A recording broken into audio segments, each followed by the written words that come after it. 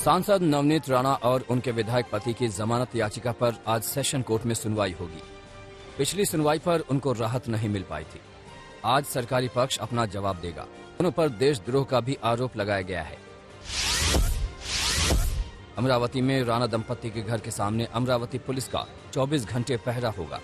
सुरक्षा कड़ी कर दी गई है। एक चौकी का निर्माण किया गया जहां हर वक्त गार्ड रहेंगे।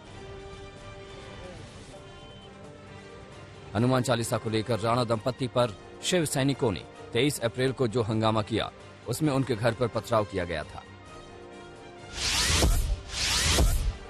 प्रधानमंत्री नरेंद्र मोदी आज 11 बजे सेमिकॉन इंडिया सम्मेलन 2022 का उद्घाटन करेंगे। बेंगलुरु में आज से 1 मई तक इस सम्मेलन का आयोजन किया जाएगा।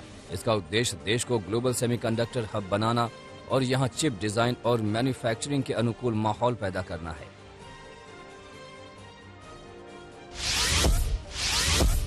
राज ठाकरे को औरंगाबाद में कर्फ्यू के बीच रैली की अनुमति मिली है, लेकिन कई शर्तें लगा दी गई हैं।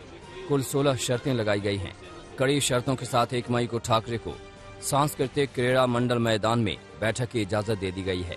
कुछ दिन पहले ही पुलिस ने औरंगाबाद में कर्फ्यू का ऐलान किया था। ऐसे में ठाकरे की रैली पर संशय के बादल नजर आने लगे थे।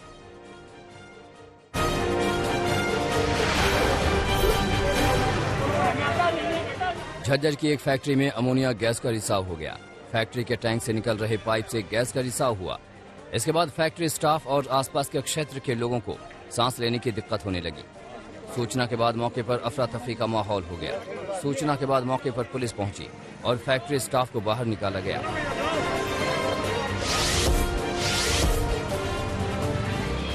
एहतियात के तौर पर आसपास का इलाका खाली करा लिया गया। कई लोगों को अस्पताल में दाखिल कराया गया है। लोगों को सांस की दिक्कत के साथ उल्टी होने की शिकायत थी। गैस को दबाने के लिए दमकल विभाग की गाड़ियों ने मौके पर पानी का छिड़काव किया। इस फैक्ट्री में कत्था बनता था, लेकिन ये रिहायशी इलाके में थी।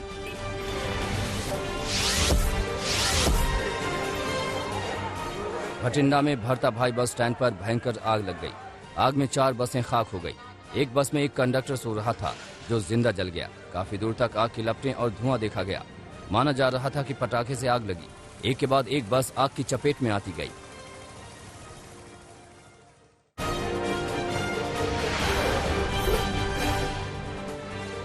देश में 5 से 12 साल के बच्चों के वैक्सीनेशन को लेकर केंद्रीय स्वास्थ्य मंत्री मनसुख मांडविया ने अहम जानकारी दी है।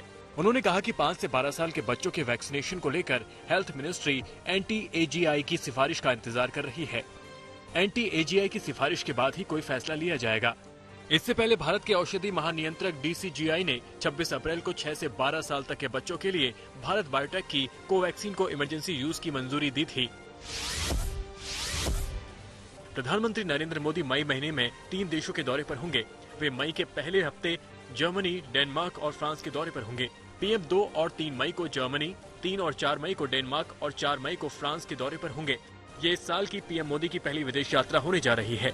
मौजूदा समय में रूस यूक्रेन का युद्ध जारी है। इस वजह से PM मोदी के इस दौरे को काफी अहम माना जा रहा है।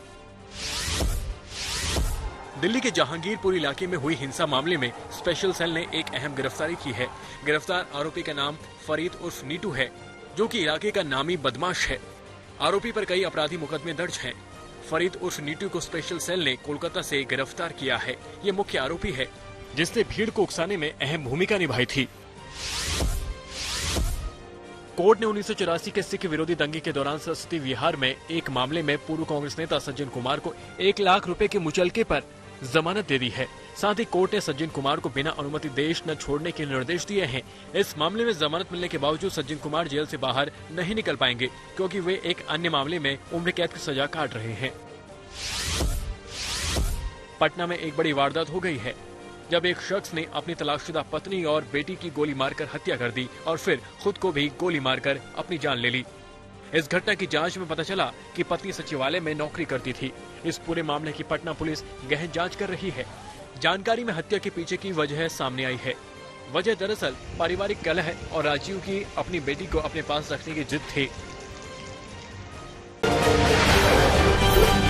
राष्ट्रीय स्वयंसेवक संघ के सरसंघ चालक मोहन भागवत ने गुरुवार को महाराष्ट्र के अमरावती जिले में एक कार्यक्रम में कहा कि हिंसा से किसी भी समाज का फायदा नहीं हो सकता है। उन्होंने कहा कि जिस समाज को हिंसा प्रिय है, वर्तमान में वो अपने अंतिम दिन गिन रहा है। मोहन भागवत ने कहा, हिंसा से किसी का भला नहीं होता है। हमें हमेशा अहिंसक और शांति प्रिय होना चाहिए। इसके लिए सभी समुदायों को एक साथ लाना और मानवता की रक्षा करना जरूरी है। हम सभी को इस काम को प्राथमिकता के आधार पर करने की जरूरत है। एमएनएस प्रमुख राज ठाकरे ने उत्तर प्रदेश के मुख्यमंत्री योगी आदित्यनाथ को बधाई दी है। साथ ही राज्य के सीएम और चचेरे भाई पर तंज कसा है। ठाकरे ने कहा है कि महाराष्ट्र में योगी नहीं बल्कि सिर्फ भोगी बैठे हैं। एक योगी की जरूरत महाराष्ट्र को भी है। जवाब में डिप्टी सीएम अजित पवार ने सवाल किया है कि आखिर आज अचानक कुछ लोगों को लाउड स्पीकर की याद कैसे आने लगी। अलविदा जुमे की नमाज आज होगी, जिसके लिए लखनऊ के इस्लामिक सेंटर ऑफ इंडिया ने एक एडवाइजरी जारी की है, जिसमें नमाजियों से मस्जिद के अंदर ही नमाज अदा करने की अपील की गई है, ताकि नमाजियों की वजह से ट्रैफिक जाम न हो। ऐशबाग ईदगाह के इमाम मौलाना खालिद रशीद फिरंगी महली ने लोगों से यह भी अपील की है कि मस्जिदों में लगे लाउड स्पीकर की आवाज भी इलाहाबाद हाईकोर्ट के लखनऊ बेंच के फैसले के मुताबिक ही रहे।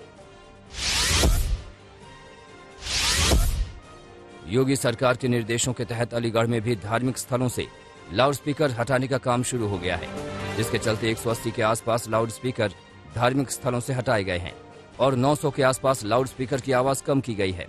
जुमा अलविदा की नमाज को लेकर पुलिस प्रशासन ने शहर को 9 सेक्टरों में बांटा है, ताकि शांतिपूर्ण तरीके से जुमा अलविदा की नमाज को संपन्न कराया जा सके। फिरोजाबाद में सरकार की गाइडलाइन के अनुसार कई मस्जिदों से लाउड स्पीकर उतार दिए गए। पुलिस अधीक्षक सिटी मजिस्ट्रेट सीओ सिटी ने मुस्लिम समाज के धर्म गुरुओं के साथ कई मस्जिदों का निरीक्षण किया। कानपुर में रात तक लाउड स्पीकर हटाने का काम होता रहा। शहर से लेकर कस्बों तक में धर्म स्थलों से लाउड स्पीकर हट रहे हैं। मंदिरों से भी लाउड स्पीकर हटाए जा रहे हैं।